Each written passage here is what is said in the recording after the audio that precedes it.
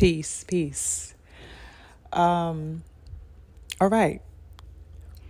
So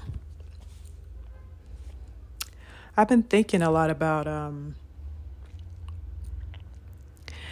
the talks just that have been going around for quite some time. I want to say the past maybe 2-3 years regarding Anthony Joshua and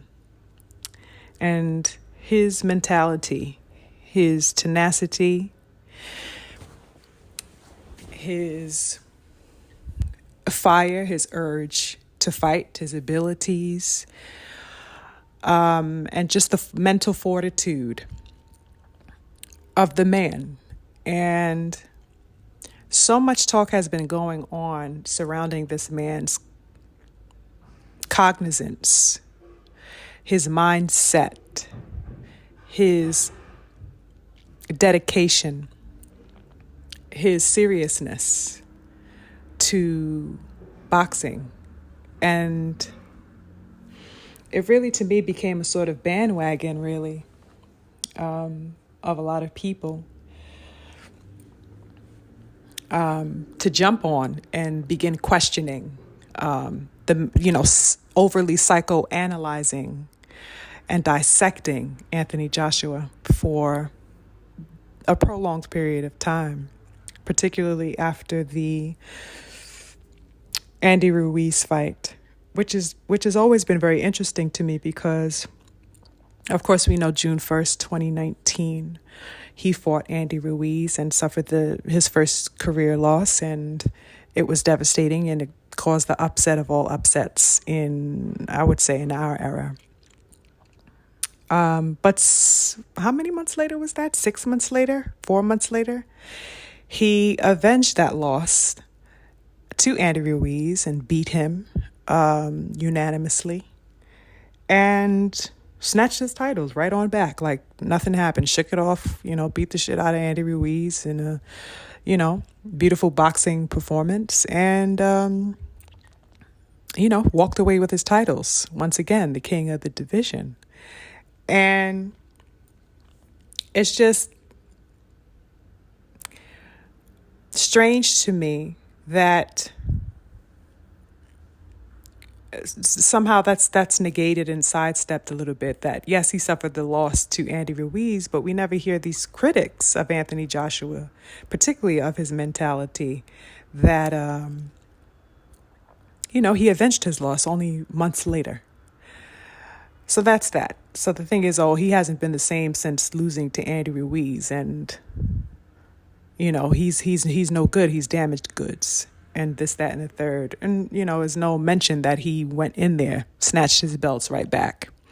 So now we move on, however many years later, to his 2 defeats to Alexander Usyk.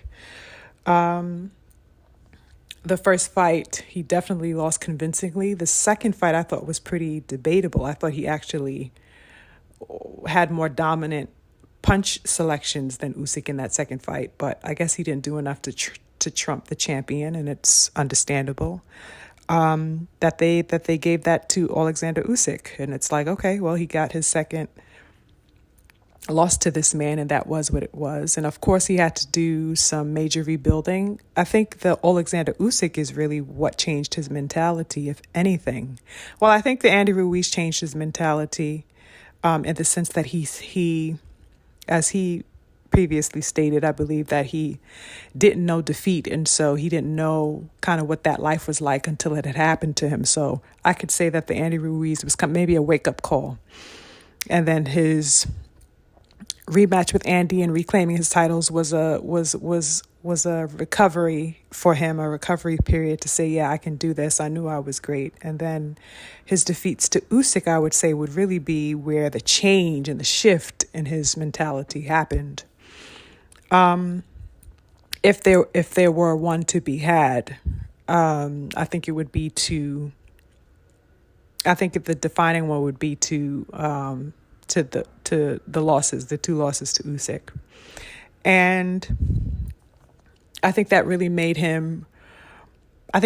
catapulted him into the change of his perspective.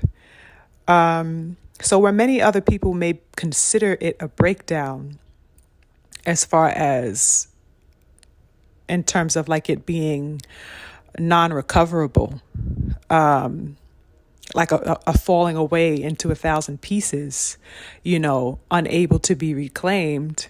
I don't think that's the case when we talk about a shift in his mentality or a change or a breakdown in his mentality, that it's, never to be found again. It's shattered. It's gone forever. No, I think that if it was a breakdown, it was a breaking down of foundation, which is necessary for anyone. You have to,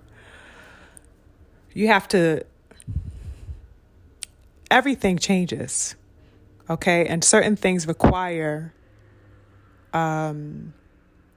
ones that look more drastic than others. And I think in Joshua's case, with the defeat that he suffered to Usyk the both times, I think that called for a shift in the way he was doing things. And it was a call ultimately to get him to the point that he's at today. And I just don't like that with the questioning that has been circulating so much from, I don't know how many people, across the board about this man's mentality. It's almost as if, one should be almost like porcelain, just somewhere tucked behind glass and made of glass, and never to shift, never to change color, never to have any dynamism, never to be susceptible to what should be natural and inevitable, which is change and movement. Things transpire, things shift, things move. Everything is movement. And I found it to be very sinister how people expected Anthony Joshua to remain one thing. And what's ironic about that as well is that for a lot of his career, at least the public perception of him has been kind of criticized, that he's robotic and, made for PR and, a sort of golden boy. To me, that can be furthest. That couldn't be any truth to that, as far as I'm concerned, because he's always been somebody who's dedicated to the craft, stays in the gym. The man sacrifices family time, just like any other boxer you would consider to be dedicated to the sport. He is relentless. And there are countless accounts of people that have worked closely with him in his camp that says, the man is nonstop. He breathes, lives, and eats boxing all day, 24/7. And so the question of his commitment to the sport has always been baffling to me. It's not like this man is out, on vacation or out drinking, getting caught drinking, getting, caught going to jail like so many other boxers do. This man is seriously dedicated. And the fact that his mentality is questioned, his commitment is questioned, is very backwards. And why I mentioned earlier that it seemed more like a bandwagon thing is because it's almost as if they wanted him to be mentally weak. It's like the more we can promote this about Anthony Joshua, the more this particular message can permeate. Maybe it'll get to him and maybe he will kind of slow down. That's what it seemed like. They almost wished and wanted him to be this fragile, mentally weak, frail thing. They wanted him to succumb to that mentality. And it always has baffled me up until this point. And so going back to the era of the Usyk defeats a few years ago, he has a shift. He changes trainers after the first defeat to Usyk. He leaves his trainer, Robert McCracken, and from there he goes to Robert Garcia, who I never agreed with that he should have ever been with, because what the hell? Hell to the no. He should have never went with no damn Robert Garcia, but he did that. But this is all along the journey of him trying to reconstruct from a basis that is sound for him to be able to achieve some success and progress towards his goals. I think that Anthony Joshua should be given 10 times more credit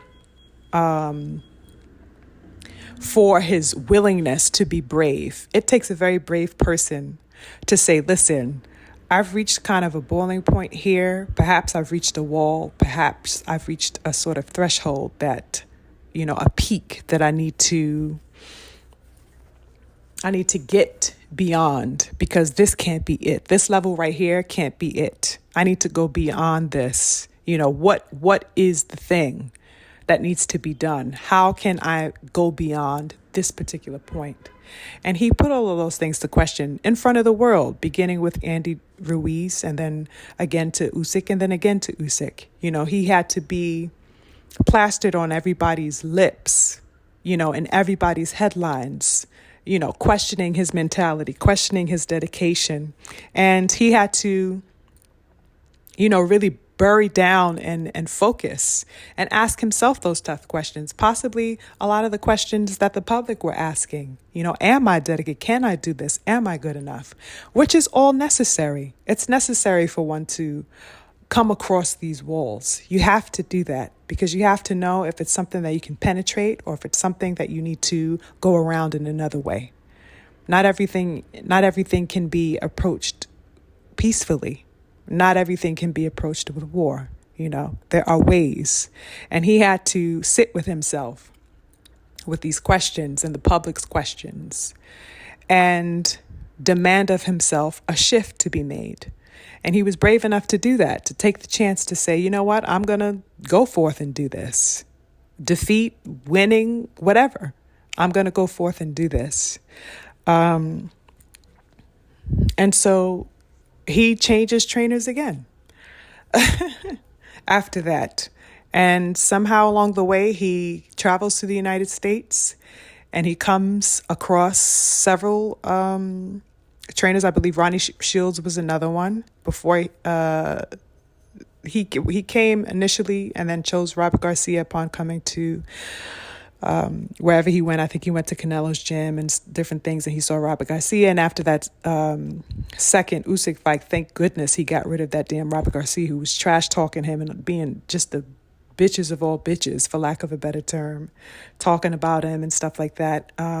After he had done away with him, and he managed to come across the King Derek James, which I loved. I loved the matchup of that. And had 2 successful back-to-back fights with and under Derek James with Jermaine Franklin and then Robert Helenius.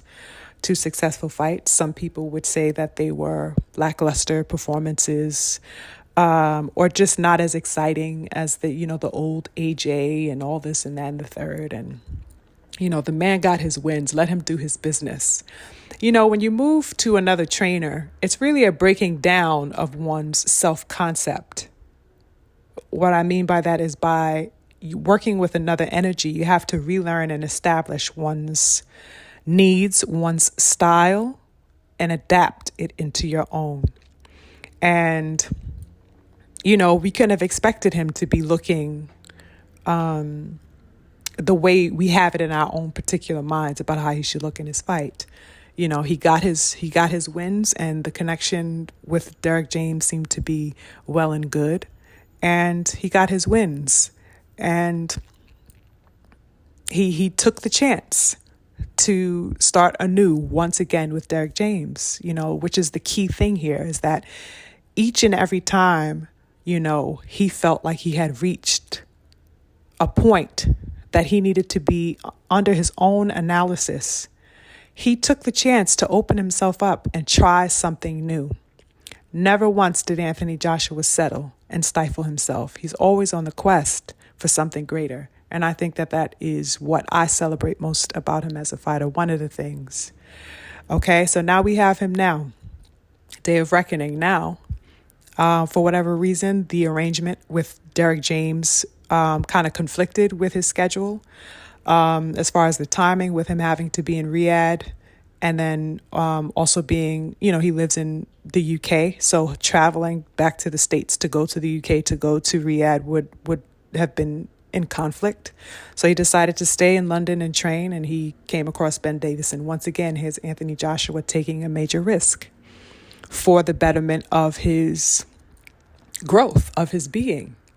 And bang, here we go. Wind up clicking once again with Ben Davidson. So not only had he found what seems to be a really prosperous and mutual relationship and respect with Derek James, he managed to take a risk, and also now he's rewarded with a nice relationship and exchange and mutual respect with Ben Davidson.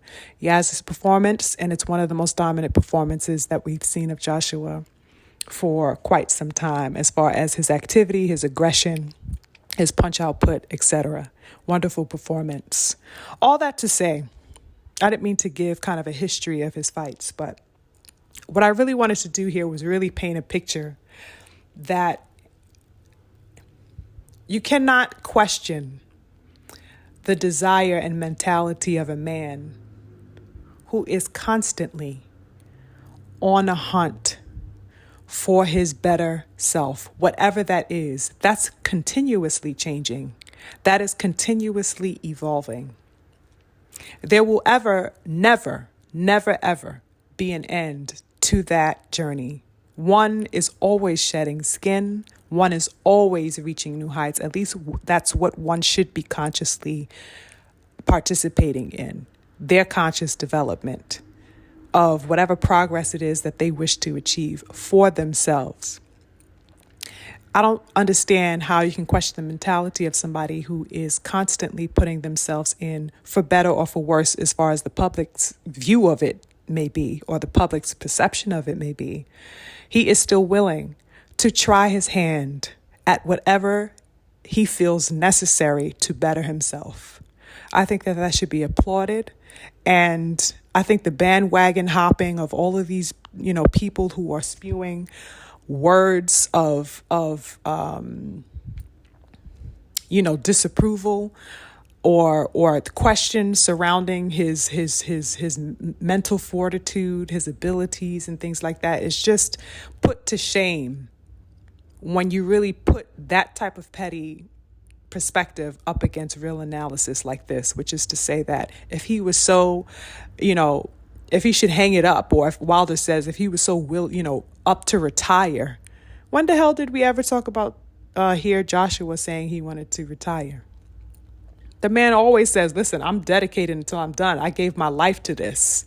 You know what I'm saying? My family comes second to boxing. My family comes second to boxing. What the hell person that has no drive and no desire to be in a sport would make the conscious decision to put boxing before family? As far as where he puts his energy day after day after day after day after day. Come on. It's just silly. And I really question the minds that have been spewing such a dialogue about this man. It just doesn't make sense. It doesn't hold weight. It isn't in the least bit logical or based in any validity. It's strange. It's something I never understood. And as I sit here and discuss it now, it really makes me think of the agenda that one was trying to project in this particular conversation concerning questions around his heart and dedication and mental strength. It's very weird. All types of fighters were saying it. Interviewers were saying it. Fans, casuals were saying it. It's like, no, you can't. You really can't look at this man's progress and all the things that he's been through and his dedication to go through and fight and train and study, even with everything that he's been surrounded by, and be questioned for a dedication to something. It just doesn't make any sense. So hopefully, not only with this win to shut all those naysayers up, but that moving forward, people will be more wise with their words and actually start dissecting things properly instead of regurgitating, whatever top news trends are saying. Like, use your own brain, be cognizant of the information that you are digesting, and come up with a proper and clear solution and analysis to your own thought process. Stop regurgitating all the little bullshit that you hear around here. Oh, yeah, because it's cute to say, yeah, Joshua's a punk. Yeah, he's scared. Oh, he's ducking. Oh, he's mentally weak. It's just absolutely ridiculous. All because you hear it spewed about on plastered on headlines here and there on the internet and wherever else, because people don't like Anthony Joshua. I don't know. Is it because he's handsome? Is it because he's talented? Is it because he's successful? What the fuck is really going on? It really seems like way too much hate. I've never seen such hate on one particular boxer in my life. Shit is crazy. And we know all types of boxers have been hated on throughout times for all sorts of myriad reasons and things like that. But this particular hate for Anthony Joshua is something very, very petty. It's something like bottom feeding level, like crabs in a barrel level. They don't want to see this man shine. It's very, very specific to him. And it's very weird to me because it's a lot of grown men out here sucking their lips at Anthony Joshua on the low. Real talk, it's probably the reason why he gets so much hate, because he's scared they're going to pull their ladies at night or something like that. I don't know what the hell it is. He's a fabulous fighter. The man is growing. Give him the space to grow. He's given himself the space to grow, and back the hell off. Just watch the young king shine. Watch him do what he's got to do. You got to salute him and give him his credit because he put that work in. And he'll continue to do so. So, yeah, that's my take. Peace.